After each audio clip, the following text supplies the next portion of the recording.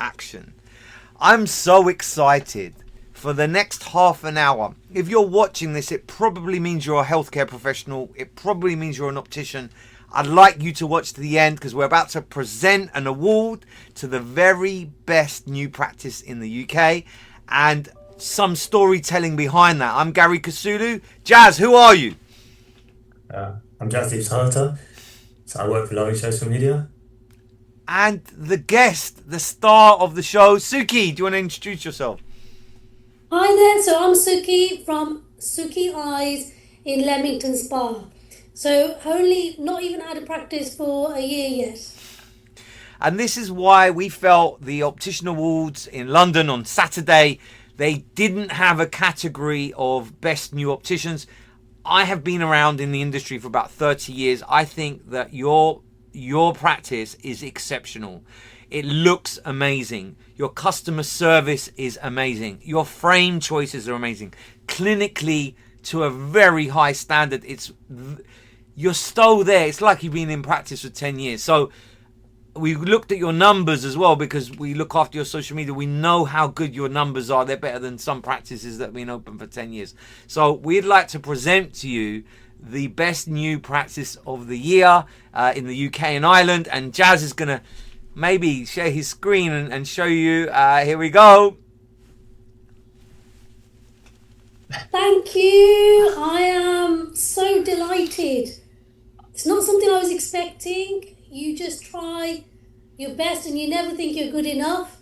But this means a huge amount to me. I'm lost for words. We'll get this printed. Thank you, Gary. Oh, you're so welcome. We're going to get this printed, put it in a nice frame, and you'll have it forever. You'll have it I'm forever. hoping it's the start of many awards now. Yes. One step at a time. Absolutely. Jazz, thank you for the presentation and presenting it. Thank you. The next 25 minutes, we're going to go through a journey of how Sukhi started, how we've ended up at this place being an award. You're actually allowed to say now you're an award-winning practice. Jazz, thank you very much, sir. All right, thanks, guys. For your contribution. Thank you, Jazz. That was fun, right? So this is a podcast that I interview lots of people in the industry, and I usually interview legends of the industry. I interview people that are doing something different, and you are definitely doing something different. Your new practice is so gorgeous. It's so lovely. So what we'll do, if we could start at the beginning. You have a twin sister. I do. There's two Sukhis, actually, yes. And if ever you're at an optical event... Sorry. After you. Yeah, so there's two of us. We're identical twins. And we both work for independent opticians. We always have done through our career in different places, and also actually in the same place we worked when I was on maternity leave. She covered for my practice, and then we worked for some years actually as a team in Leamington. So you might be watching this thinking you know this person, but maybe it might be her sister, but this is very definitely Sukhi, right? So Sukhi, what age did you first get into optics, and what was your first memory of working in opticians? I love going back there and taking all the audience back there. So how long ago was it, and what was your first memory? So actually, optics for me started very early. I was myopic, I needed glasses from a young age. We have had a family opticians, and I just loved the thought of seeing better, and certainly from my experience going in and being able to see sharper and brighter was amazing. So when it came to work experience, my local from school, I decided actually I want to see what the world of optics is like. I also looked at other careers, but I wanted to do something in healthcare, somewhere where I was helping, I was making people's lives better. So is anything I feel in the care industry. So I What did was they able let to you do? organise What did they let you some. do at night work experience? Was it a week or two? Because I've taken on over 1,000 work experience students. Many have gone on to be optometrists, technicians. It's the best feeling ever. What did they let you do for that week or Well, two? I actually worked in the work experience I had was at Chinese Opticians in Leamington, which actually was the majority of my career before That's a I lovely built story. up this practice here. So I stayed very true to that work experience that I had for a week. And it was simple things like getting when patients were coming in using the very basic computer system. It was watching patients looking at frames and finding the right fit for them. It was a very small place at the Do time. you, But one of the Oh, core Suki, memories for can I just me. pause you there? I have interviewed so many optometrists in my day. It's 30 years experience, interviewed hundreds of optoms. When I say, how did you get into this? If the answer is I couldn't get into pharmacy, I couldn't get into medicine, you failed.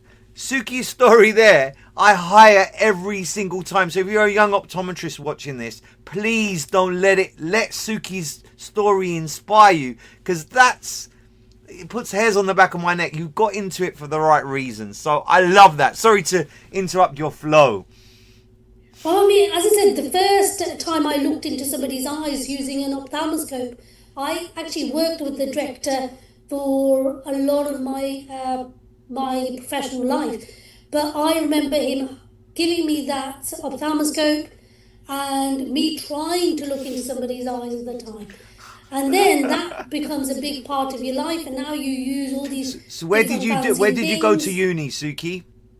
So I went to Aston University, very local, again, very community field because a lot of my colleagues also went to Aston, and we have quite a good alumni. I've done a lot of my professional training back in Aston as well. So great links to Aston So University. you do your pre-reg. Where have you done your pre-reg? So my pre-reg, I actually did all the way in Wales. I went to an independent who had about Wow. 7 practices at the time, Wow. all around North Wales, and I absolutely loved it. I actually lived above the practice, so it was every day Wow. going in, seeing patients, and patients of a very kind of very aged patients. The elderly I was Presbos. seeing mostly. You'll And see I in think that's a Presbo. big part of our job is being comfortable with the elderly, understanding a multitude of problems. And a lot of the time they just want to come in for a little bit of a chat. And then you're doing the eyes as a extra. Can I say I've known you a little while now. Your empathy is so high. You're so lovely. And this is something they don't teach. How can you teach empathy? You're starting to create a picture for me, certainly how you started, but you're a naturally gifted person that cares. Like, it's amazing. So I mean, from my point of view, I think somebody comes in, if you can put a smile on their face for whatever reason, have a little bit of a connection, never mind what you're doing, you have done right. And I think if you can smile at somebody, you can make them laugh about something, you can connect with them in any way. It's such a vital part of just being human and just being part of the human race. I totally agree with that. So can you give us some early memories of that first and second year where you're scared, you're worried about ophthalmoscopy, are you going to get a refraction right? Because this is watched by student optometrists, and if you're a student optom, Suki is definitely someone you want to look up to. So early days, some advice I from. have to say, early days, as I said, I worked with as soon as I qualified, I went straight back to my work experience placement and actually said I would like a job. And funny enough, they had some Wow. kind of weekend work for me. And so I was working with somebody very experienced, somebody I really looked up to, and patients had a huge following for the director. And so when they would come and see me, it was, oh, I didn't want to come and see you.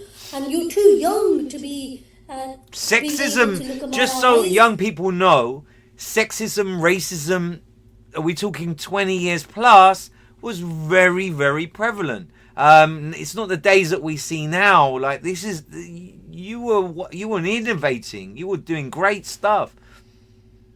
But actually, the lovely thing was, for me, looking up to my director, the fact that he had such a following, people wanted to come and see him again, that is exactly what I wanted. I wanted to have a community, people. I wanted to build that I wanted to build that trust, that they're coming back to see me. That continuity of care is vital, actually, for caring for people. Well, you're Because if you don't know them, unlocking you're not memories going for to care. me. I remember in my pre-reg, all I was allowed to do was hoover at the beginning and the end.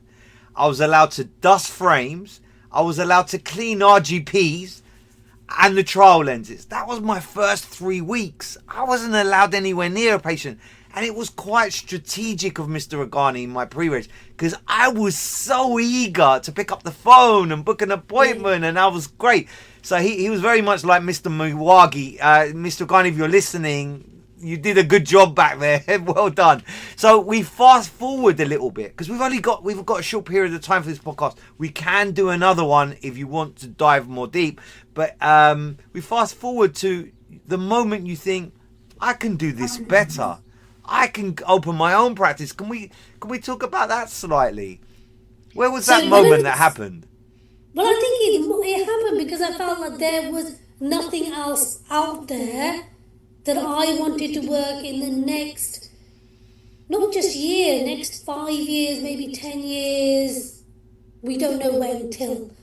And I'm still so passionate about the topic. I still feel as optometrists, we are not encouraged to do where our experience is. Even with things like dry eye, for example, I feel there's so much we can do as practitioners, and we're capped for that. So when I left my current employment at Bayfields, I needed to find somewhere where I was independent and had that same feeling. And I had a good year of looking around, and there's just nothing that seemed to fit the mould. And so I decided to make my own mould. And it's a Were you brave scared? decision, and I think Were you you scared? don't do it easily, and you do need the support of certainly family to encourage you. And you've got to have your own confidence, which is very difficult when you work for somebody else. But I feel it's the right decision for Sukhi, me. were you scared? Because I don't remember being scared. In 2004, I travelled the world the year beforehand, and I saw practices in Australia, New Zealand, everywhere. And I came back and I thought, I want a new concept. I want to do something different. And not for 1 second was I scared. And this is, like, if you are scared and you're thinking, oh my God, I'm scared, please don't be. Because your vision, you can paint the picture of a blank canvas. So were you scared that for any minute of the day, was the night before, you think, oh my God, have I done the right thing? Some feelings of being anxious about any big decision you make, and that's natural. And if it wasn't a decision that was big enough, then really maybe it's not that right decision. So if you're going to do a experience, you always feel a little bit anxious about how it's going to happen.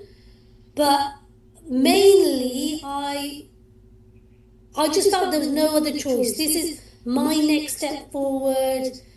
And I've had such great support as well. So everything seemed to just fit together when it needed to. And you have a beautiful, aesthetically, the way you put that practice together is so beautiful. I encourage you, in the show notes, I'm going to put the Instagram handle. You get a good feel from the Instagram what the vibe is like in this practice. It looks beautiful. You can't spend unlimited amounts of money. Like, how did you get, like, I've got this amount of money, how am I going to get there? Because I'm very much against paying a architect to do things. I know that this was all from your ideas. Can you tell us about that? Absolutely. So you've got to have a vision, and as I said to you, everything kind of came together when it was meant to.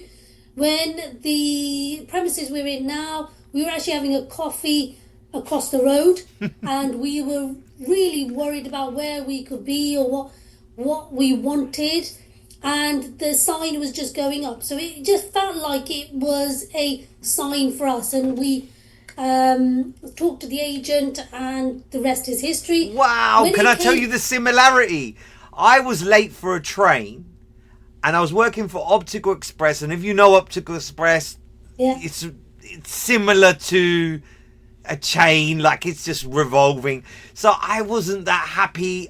I'm late for my train. I turn around and the guy was writing the close sign, and I walked in there and said, I want to buy the lease. That's so similar to my story. So, wow, look out for the signs, people. I'm so enjoying this interview. I hope you are too. Please make comments down below. Sukhi will keep an eye on this, and she'll make comments. We would love to inspire you to open your own practice, because without that, how will optometry grow if all we are is change? It's crazy. Sorry, Sukhi, please. I'm so enjoying everything you're saying. So in terms of the aesthetic of the practice, is very much my husband and I's design. It's something we wanted it not to feel very clinical. We wanted it to feel warm. Actually, what we looked at is more the spa feel. So we looked at ideas of how they use to warm up premises without it feeling too clinical. I didn't want people to feel worried as they came in. And we've got a very warm feeling walk around the practice. Even art is quite important, but art that is, if you look very carefully, you've got eyes in every part of the art. So it's all passion. I mean, Sukhi itself means happiness, contentment, and the name was Happy Eyes, really. It's all around about the eye care. And I think once we had that idea, everything seemed to fall in place, including the colours, where we were. Tell me about technically. How we wanted to do it. Tell me about technically. How did you pick your slit lamp? How did you pick your equipment? How did you know? Did you shop around? Because the equipment's really important to you as a practitioner. Absolutely. Now, what I did actually is I did shop around, and it can be mind-boggling. There's just so much choice out there. But for this practice, I spoke very much to people who I knew in the industry, who I'd worked with, who I trusted. So for me, trust is over everything else. And one of my colleagues had gone into instruments and selling instruments. Brilliant. And I spoke you can to him name straight you away, can so name them. It's absolutely okay to name them. Yeah, so Pete Downing, I've known for absolutely years. He's a friend, and when we were looking at setting up, I just gave him a call and I asked him everything. And I know I trust him overall. And when we were looking at what I wanted, I just went with Hanson Equipment. So they were amazing. Again, it's a small business. Well, it's a big business, but they work with independents. And they were able to help me with the design of the rooms. And then when I came to other equipment that I'm on my wish list, I just talked that through. And lots of people that I've met over the years. That's the best way in many ways. So other than just the standard equipment, have you gone Phoropter? I can't remember, Phoropter or trial frame. So you got the Phoropter. I think you've got to have a Phoropter head for nowadays for patients. This is what people expect. However, I don't think the trial frame is completely gone, and I still selectively use it nowadays for particular patients. And you've got to think about where that trial frame is going to be far better actually than a Phoropter head. And there's many reasons why you might choose one or the other.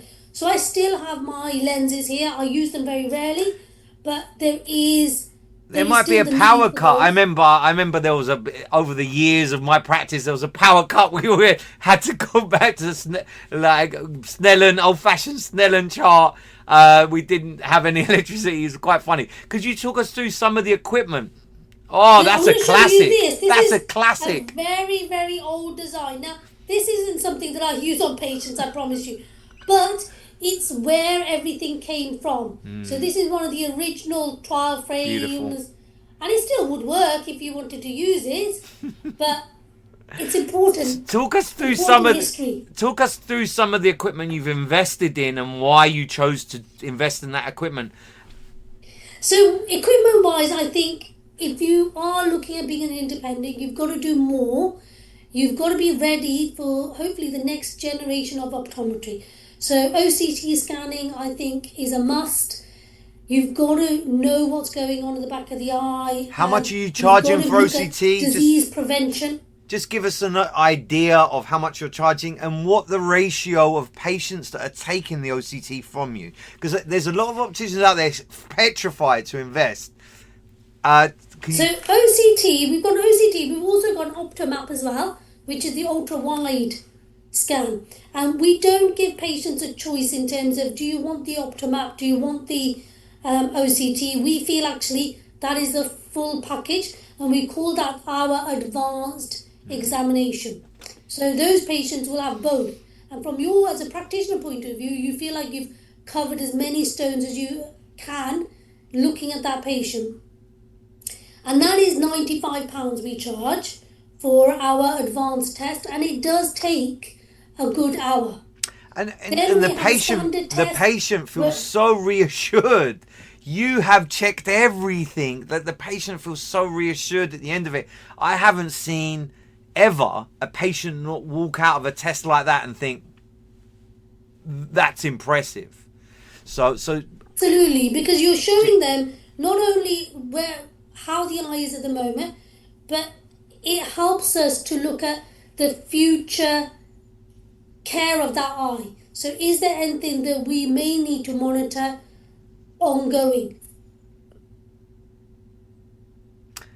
Absolutely. So you've got... Now, we've also then invested, we've gone for a digital slit lamp. So I think digital is important nowadays. Again, patients want to see what's going on. And that's been a real game changer from my point of view, because a lot of explanations I would do with diagrams, but actually now I can take a picture and I can show the person. We've invested in the Antares, which is looking at analysing dry eye. And that has been our newest equipment. That is I know so many dry eye practitioners that insist on these things, and they do it from pre-screening sometimes, because then you're telling the patient what to do. Literally everyone has dry eye, and I speak to practitioners know about dry eye. The only problem is that you just can't quantify it, and quantification, letting patients understand what's going on and where the improvements have been made, is really vital for the whole communication with your patient. Anything else, or have we talked about any other equipment that you have? So along with the Antares, as part of our kind of dry eye assessment, we have also invested in the OptiLight IPL system for MGD, but also for skin conditions, and hopefully getting into a little bit more into the aesthetics around the eye. I think this is so brave of you. It's still the optometrists are just understanding this stuff, but when we say everyone has dry eye, literally there are so many aspects of different types of people, whether it's menopause, whether it's taking medication, whether it's on that screen for too long, and people are suffering. If you're watching this and you just sell eye drops, your patient's going to find something else. It's not a celebration that they're coming back every month buying drops. There are so many other solutions. So brilliant for you, and I hope people come to you. These solutions are looking at longer benefits. So with the drops, it is very instant, and it is just putting a plaster on the problem. We know we're not necessarily curing it. And with the technologies like IPL or punctum plugs, we're allowing the eyes to be disease-free for longer. We're not saying it's a complete cure, but it's a longer management strategy. And we know, like, there's a gentleman, he's passed away, and it was called Myers LaRoche, and he wrote a great book. He was an accountant, and he said that most practices, people will only travel for 3 miles, but they will travel up to 20 miles. That's a long way if you're a specialist. And you are a specialist. I think people will travel hundreds of miles. I spoke to somebody that lives, I don't know, Manchester, and he was driving to Birmingham for dry eye treatment. So this is really good. You're niching out. You're not just a generalist. So you've done an amazing sight test. You've done the pre-assessments. Patient comes outside. And can you talk to us about how you chose your frames? Because they're really, I think, like an art gallery. Your frame should be curated. Absolutely. So what we wanted to do here, I think Leamington's got quite a few different practices. We want it to be different. You've got to stand out in some way. And we decided to go for eyewear companies rather than the kind of Luxottica frames that you might have, or the standard frames, the designer frames that people go for. We really are looking at silent fashion. Actually, it's the frame that is the fashion piece rather than the badge that's on the side of it. So frames that are made by frame designers, actually the companies themselves are passionate about what they make. I mean, the frame is the first thing that you see of a person when you're talking to them. I mean, you can spend a lot on your clothes or whatever else you're wearing, but if you want eye contact, the eyes are coated around with their glasses. Never mind then the lenses that you need for vision and focus and for work overall. So why not invest in something that makes you feel good and it looks good and it is comfortable as well? So we've got Cutler and Grass, we've got Moscot, we've just had our new selection of Dita frames, again handmade all in Japan. LGR, which is an Italian company that does lots of history classic there. Italian so beautifully. Woody's is a lovely quirky frames, and again independent. Well, I've been to the practice. I doubt very much someone will come in and say there isn't something here for me. You curated those frames beautifully. So it's been 6 months. I have never seen a practice do so well from standstill. You started from nothing. And there's been a few bonuses. You work locally so people know you already. I think integration into community is so important. But when we read the book, and I highly recommend, do not open a business unless you read this book. It's called The E-Myth. It splits business into 3 departments: finance, operations, marketing. So we won't go too much into finance, but just know that in finance, a third of the money you take should go into operational things, okay? So a third should be probably labor costs and a third profit. And that's really hard to achieve, but Sukhi's managed to do that. So finance, charge the right price. We're not at the end of the year yet, so we'll see. Well, hopefully she's managed to do that. It's pretty smart over there with finance.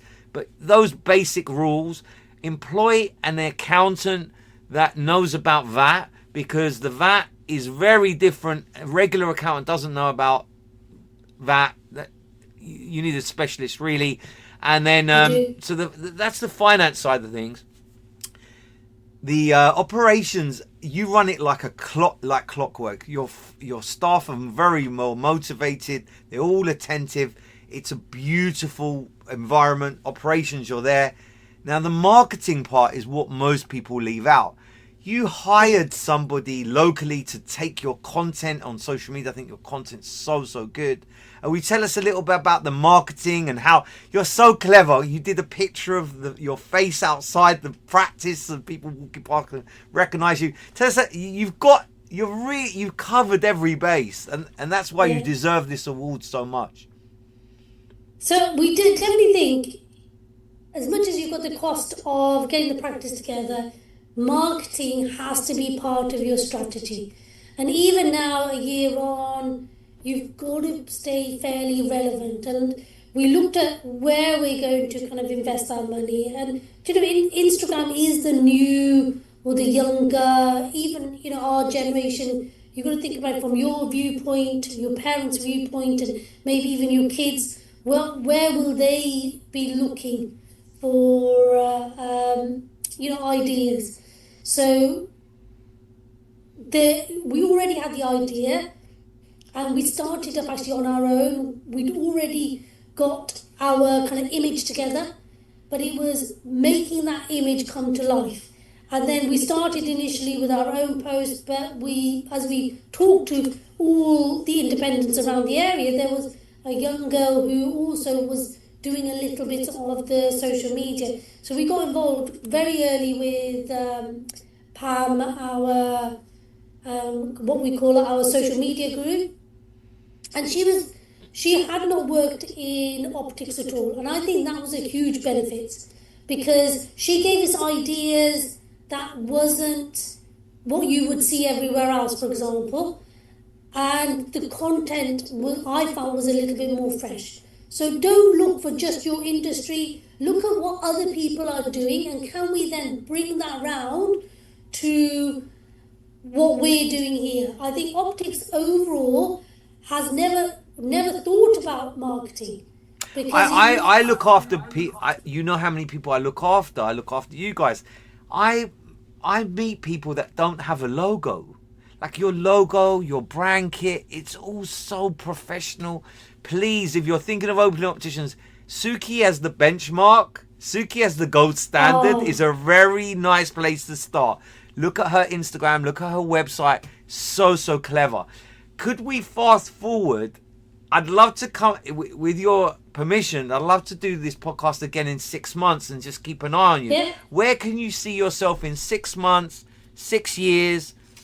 Exiting, I don't know, like your kids taking over. Where's your vision for the next 6 months, and then a year, and so on? So I mean, that is a great point to make. I think exiting, actually, even when you're starting a business, is important to have at the back of your head. So where can I see myself in a year's time? Well, in a year's time, actually, I'm hoping at that stage our dry eye clinics flourishing. We're looking at again skin aesthetics around the eyes, particularly, that we can do to make people feel good about their eyes and certainly keeping their eyes healthy longer term. We've also invested in Veleda, the photo biomodulation system for dry eyes. No, so for dry macular degeneration.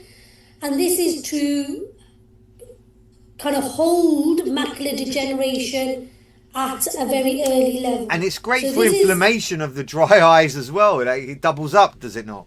I know. It really gets quite confusing because they both start with dry, but dry eye macular degeneration, the dry eye with the IPL, but for Veleda, it's about age-related macular degeneration. And to prevent this from accelerating over the years. Previously, we've had very little we can give our patients. I mean, I found that very frustrating. Oh, you can have some supplements, but we're not really sure that's going to work. Mackie Shield. This is evidence-based now, and we have seen the evidence that it reduces drusen, it enhances visual acuity. So I'm hoping to get that a lot more known in the community and around. People don't know that this machine exists, and it is something that could help people longer term in terms of maintaining their lifestyle for much longer by starting this treatment early on. So There's going to be a big push on knowledge and getting this out into the community next year. The year after, I'm looking at maybe getting a pre-reg. Wow. So I want young optometrists to look at eye care in the way I do and actually know that they can be involved in the next generation of eye care. That. How do they want to push it? So I'd love to have a student either in dispensing and in optometry to help in terms of where we're going into the future. Then, 5 years on, I'm hoping we've got a nice business that works with the 2 clinics. And then in terms of exiting, I think I would like whoever is involved in the business to invest in the business. I'm not looking at people buying the whole practice and changing it over. I want people to have this as a stepping stone to eye care for the generations to come. I don't know if you realise how inspiring you are. If you've watched this and you feel Sukhi's as inspiring as I do, please make a comment. If you're a pre-reg and you're watching this and you're thinking, oh, that's about time when I go there, contact her, offer your time for free. Just say, I'll just be on your shop floor on a Saturday. She's only taking one pre-reg, and they're going to turn out to be optometrists of the year in years to come. Sukhi, just wrapping it up, can I ask, number one, what makes a great optometrist? And number two, are you looking after yourself with your health-life balance? Because starting a new business, because it's such a passion, it doesn't even feel like work. How are you doing with that? And then we'll wrap it up with what makes a great optometrist in your opinion. So health-life balance, absolutely. You've really got to look after yourself. So I always have done. I've always exercised well, but now recently I have joined the gym, and now I'm doing a bit of weight training as well. Good, that's a good thing to do. All about keeping mindfulness. Strength. Are you doing yoga? Are you doing mindfulness? Are you reading? So how do you unwind? I always do some type of meditation every morning with kind of prayers.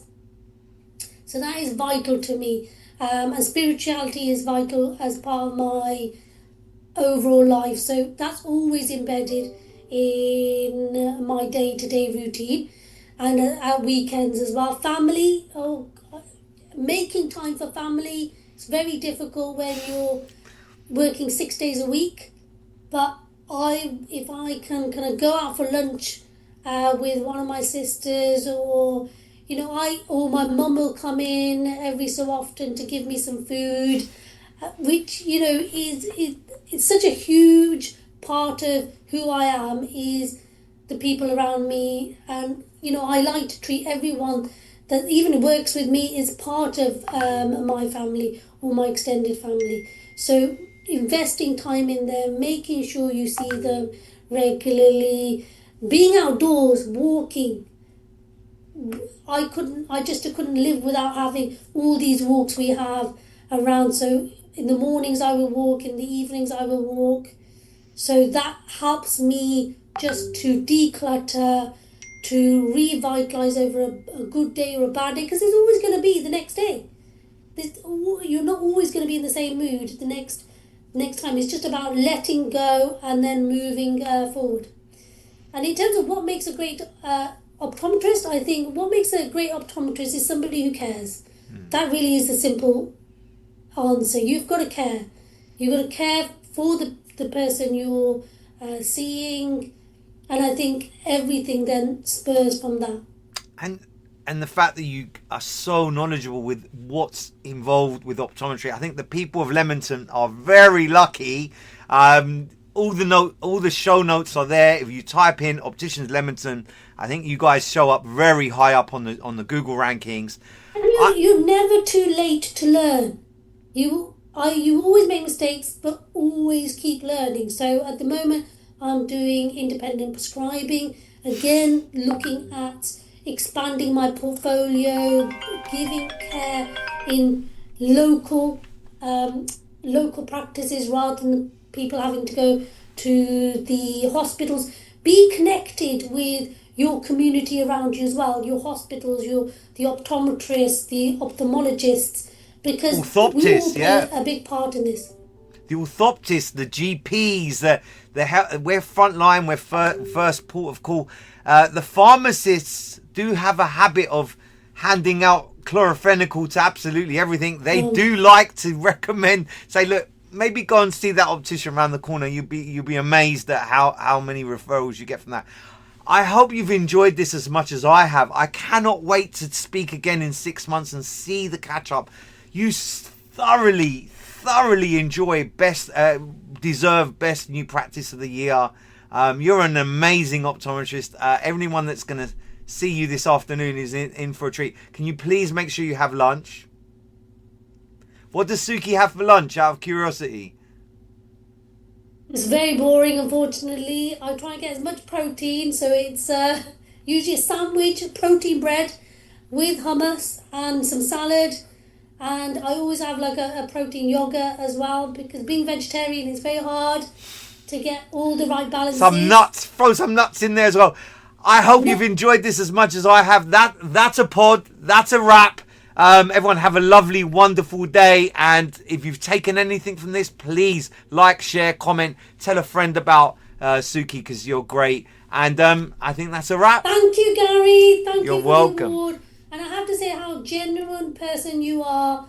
Your passion is infectious, and you're doing a great job. I hope to anyone watching this that if you go into optics, you have as much fun as Sukhi and I. I'm never bored of it. And that's the shame of sometimes our industry. It loses that passion. Just watch this over and over again.